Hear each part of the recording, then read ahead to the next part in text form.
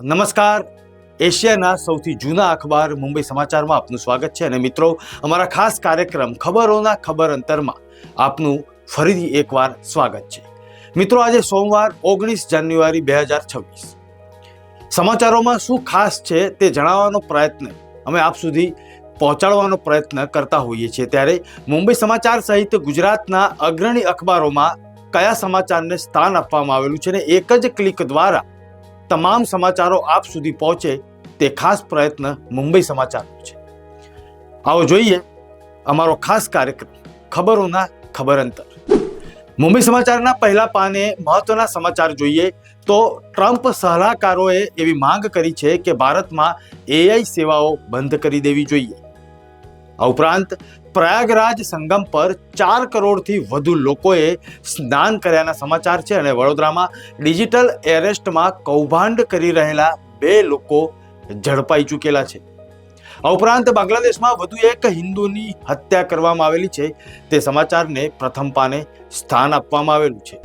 દર્શક મિત્રો, મુંબઈ સમાચારના અન્ય પાનાની વાત કરીએ તો બીજા પાને લોકપ્રિય કોલમ એક્સ્ટ્રા અફેરમાં આજે વાંચી શકો છો કે જાણીતા સંગીતકાર રહેમાને બોલિવૂડમાં કોમવાદની વાત કરી અને ગૌરવ ઘટાડ્યું છે.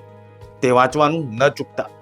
દર્શક મિત્રો, મુંબઈ સમાચાર સહિત મહારાષ્ટ્રની મહાનગરપાલિકાઓમાં ભાજપ શિંદે સેનાના વિજય બાદ અનેક અટકળો સામે આવી રહી છે અને તે અટકળો છે મેયર પદ પર કોણ બિરાજમાન થશે. ત્યારે શિવસેના ઉદ્ધવના વરિષ્ઠ નેતા સંજય રાઉતે કહ્યું છે કે મુંબઈમાં સેનાના ચૂંટાયેલા સભ્યો ભાજપનો મેયર નથી ઈચ્છતા. એટલે કે શિંદે સેનાના સભ્યો જે ચૂંટાયેલા છે તેમની જ ઈચ્છા નથી, એટલે જ તેમને હોટલમાં લોક કરવામાં આવ્યું છે અને પડદા પાછળ ઘણું રંધાઈ રહ્યું છે. આરએસએસના સુપ્રીમો મુંબઈમાં હતા અને તેમણે કહ્યું છે કે ભારત જ્યાં સુધી ધર્મના માર્ગે ચાલશે ત્યાં સુધી વિશ્વગુરુ જ રહેશે. અને ધુળેમાં ફિલ્મી ઢબે એક બેંક એટીએમ ચોરવાનો પ્રયાસ કરવામાં આવ્યો તે સમાચારને પણ સ્થાન આપવામાં આવેલું છે. દર્શક મિત્રો, મુંબઈ સમાચારના ચોથા પાને પાકિસ્તાનની હાલત લાફો મારીને ગાલ લાલ રાખવાની છે તેવી છે અને મુંબઈમાં મેયર પદ માટે 5 ચહેરાઓની ચર્ચા થઈ રહી છે અને આ ચહેરાઓ કયા કયા છે તે વાંચવાનું ન ભૂલશો. દર્શક મિત્રો, મુંબઈ સમાચારના વાચકો હંમેશા મુંબઈ સમાચારની પૂર્તિની રાહ જોઈને બેઠા હોય છે અને આજની વિશેષ પૂર્તિ છે ધર્મતેજ. ધર્મતેજની પૂર્તિમાં મોરારી બાપુના હસ્તે લખાયેલી કોલમ માનસ મંથનમાં ધર્મની નિંદા ન કરો અને ઉપેક્ષા પણ ન કરો. જો આ બંને ન કરો તો તમારે શું કરવું જોઈએ તે ખાસ વાંચજો આજની આ કોલમમાં. મિત્રો, ધર્મતેજના બીજા પાને અલખના ઓટલે વાંચશો અને તેમાં અંબાજી નજીક હડાદમાં એક અનોખો ધાર્મિક કાર્યક્રમ યોજાય તે વાંચવાનું પણ ન ચૂકતા. ધર્મતેજ પૂર્તિના ત્રીજા પાને જે સમાચાર છે, વસંત પંચમી આવી રહી છે અને વસંતના વધામણા કોલમ વાંચવાનું પણ ન ભૂલશો અને સાથે સાથે સત્યની સુગંધ પ્રસરતી રહે તે કોલમ પણ આજે વાંચવા જેવી છે. દર્શક મિત્રો, મુંબઈ સમાચારના 5મા પાને મુંબઈ મેરેથોન 2026 પર ફિટનેસનો અનોખો સંદેશો આપવામાં આવ્યો અને તે ફોટોગ્રાફ સાથે અલગ અલગ મહાનુભાવોએ કેવો સંદેશો આપ્યો અને કેવું આકર્ષણ રહ્યું તે કવર સ્ટોરી વાંચવાનું ન ચૂકશો.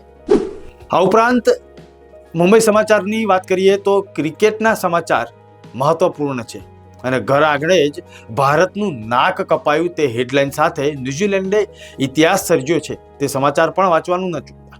આ ઉપરાંત ગ્રીનલેન્ડમાં હજારો લોકો રસ્તા પર ઉતર્યા છે અને ટ્રમ્પ વિરુદ્ધ પ્રદર્શન કરી રહ્યા છે તે સમાચારને પણ સ્થાન મળેલું છે. દર્શક મિત્રો, અલગ અલગ સમાચારો આપ સુધી પહોંચાડવાનો મુંબઈ સમાચાર પ્રયત્ન કરે ત્યારે મુંબઈ સમાચારના અંદરના પાને ગુજરાતને લગતા અને ગુજરાત રાજ્યના સમાચારને પણ આપ સુધી પહોંચાડવાનો પ્રયત્ન કરેલો છે. તે અમદાવાદ મ્યુનિસિપલ કોર્પોરેશનના મેયરના બોગસ બિલ કૌભાંડ અંગેની વિસ્તૃત માહિતી અને આપ સુધી પહોંચાડવાનો જે પ્રયત્ન મુંબઈ સમાચારે કર્યો છે તેની ચર્ચા ચારેકોર થઈ રહી છે. આ ઉપરાંત અમદાવાદમાં છેલ્લી ઘડીએ કેજરીવાલની સભાનું બુકિંગ કેન્સલ થતા સભાનું સ્થળ બદલવું પડ્યું અને આ સમાચારથી પક્ષ વિપક્ષ બંને અત્યારે હાલ તો એકબીજા પર આક્ષેપો કરી રહ્યા છે તે સમાચારને સ્થાન મળેલું છે. દર્શક મિત્રો, અમારા ખાસ કાર્યક્રમ ખબરોના ખબર અંતર્ગત અમે ગુજરાતના અલગ અલગ વર્તમાન પત્રોમાં છપાયેલા સમાચાર આપ સુધી પહોંચાડવાનો પ્રયત્ન કરતા હોઈએ છીએ. તો મિત્રો, નજર કરીએ ગુજરાતના અગ્રણી અખબાર દિવ્ય ભાસ્કરમાં આજે કેવા સમાચારોને સ્થાન મળેલું છે. દિવ્ય ભાસ્કરના પ્રથમ પાને વડાપ્રધાન નરેન્દ્ર મોદીએ કહ્યું છે કે મહાજંગલ રાજ વિરુદ્ધ સુશાસન એ બંગાળની ચૂંટણીનો મુખ્ય મુદ્દો રહેશે. વધુમાં તેમણે કહ્યું છે કે નેતાજીથી દુર્ગા પૂજા સુધી બંગાળ માટેનો એટલો પ્રેમ તો છે જ, અને અનેક કામો વડાપ્રધાને ગણાવ્યા છે. હવે આ કામો કયા કયા છે તે વાંચવાનું દિવ્ય ભાસ્કરના પ્રથમ પાને ન ચૂકશો. દર્શક મિત્રો, અમદાવાદ ફ્રન્ટ પેજ પર દિવ્ય ભાસ્કરની આ ખાસ વિશેષ રજૂઆત હોય છે અને તેમાં અમદાવાદમાં પાયલટ પ્રોજેક્ટ બાદ દેશભરમાં આ લાગુ કરાશે, જેમાં બાળકનું રસીકરણ, બાળ મંદિરથી લઈને ધોરણ 12 સુધીના અભ્યાસ અને જન્મના દાખલા સુધીનો ટ્રાયલ કરાશે. આ ઉપરાંત એક રમૂજી સમાચાર છે. અમદાવાદમાં પૂર્વ મંત્રી એટલે કે નેતાજીના ચશ્મા ચોરીને ભાગી ગયેલા 3 યુવકોને અમદાવાદ પોલીસે માત્ર 8 કલાકમાં ઝડપી લીધા છે. દર્શક મિત્રો, દિવ્ય ભાસ્કરના છેલ્લા પાને જોઈએ તો 35 કિલો રાશનનો નિયમ હોવા છતાં પણ રાજ્ય બહારના લોકોને માત્ર 8 કિલો જ રાશન મળી રહ્યું છે. આ એક ચિંતાજનક સમાચાર છે અને લોકોના ભોજન પરનો અધિકાર જે છે તેના પર તરાપ ન મારી શકાય તેવું હાઈકોર્ટે ટિપ્પણી પણ કરેલી છે.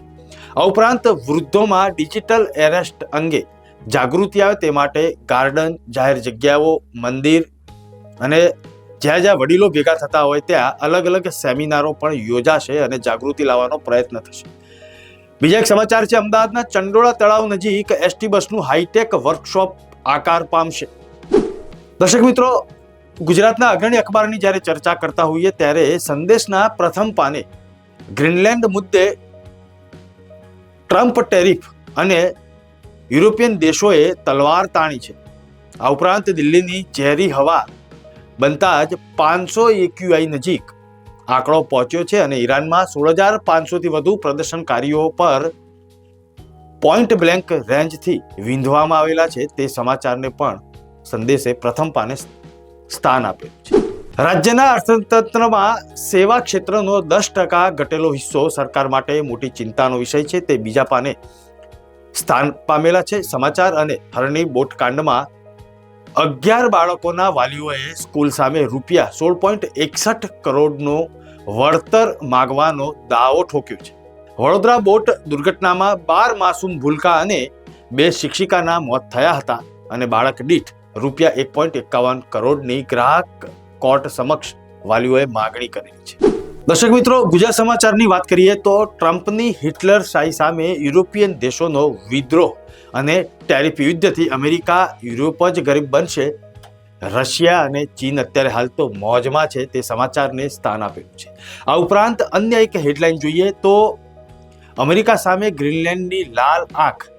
ગ્રીનલેન્ડ કંપનીઓ જે છે અમેરિકામાં અત્યારે હાલ વિરોધ કરી રહી છે. આ ઉપરાંત અમેરિકનો જ આ વિરોધમાં ઉતર્યા છે તે સમાચારને પણ સ્થાન આપવામાં આવેલું છે ગુજરાત સમાચારના પહેલા પાને. આ ઉપરાંત મુંબઈમાં શિંદેની મુખ્ય માંગ છે કે 2.5 વર્ષ અમારો મેયર રહેશે. અને બીજા એક અન્ય સમાચાર છે. વૈષ્ણોદેવી પાસે કાર અકસ્માત અને 15 ફૂટ ઉછળીને તે એસટી બસ સાથે અથડાઈ હતી અને ભાજપના નેતાના પુત્રનું મોત થયું હતું. તે સમાચારને પણ પ્રથમ પાને સ્થાન આપવામાં આવેલું છે. મિત્રો, ગુજરાતમાં રોજ 36.75 કરોડ યુનિટ વીજ વપરાશ, ઉદ્યોગમાં સૌથી વધુ વીજળી ખર્ચાઈ રહી છે તે સમાચારને પણ સ્થાન આપવામાં આવ્યું છે. વાંચવાનું ન ચૂકશો. આ ઉપરાંત ચિંતાજનક એક સમાચાર છે. નિવૃત્ત સનદી અધિકારીના પુત્રીને શાળામાં કૂતરું કરડ્યું અને હડકવાથી મોત થયું હતું. તે સમાચારને છેલ્લા પાને સ્થાન આપવામાં આવ્યું છે. દર્શક મિત્રો, મુંબઈ સમાચારના ખાસ કાર્યક્રમ ખબરોના ખબર અંતરમાં ફરી મળીશું આવતીકાલે. અને જતા જતા એક ખાસ વાત, અમારી તમામ યુટ્યુબ ચેનલને લાઇક, શેર અને સબસ્ક્રાઇબ કરવાનું ન ભૂલશો. જોતા રહો મુંબઈ સમાચાર. નમસ્કાર.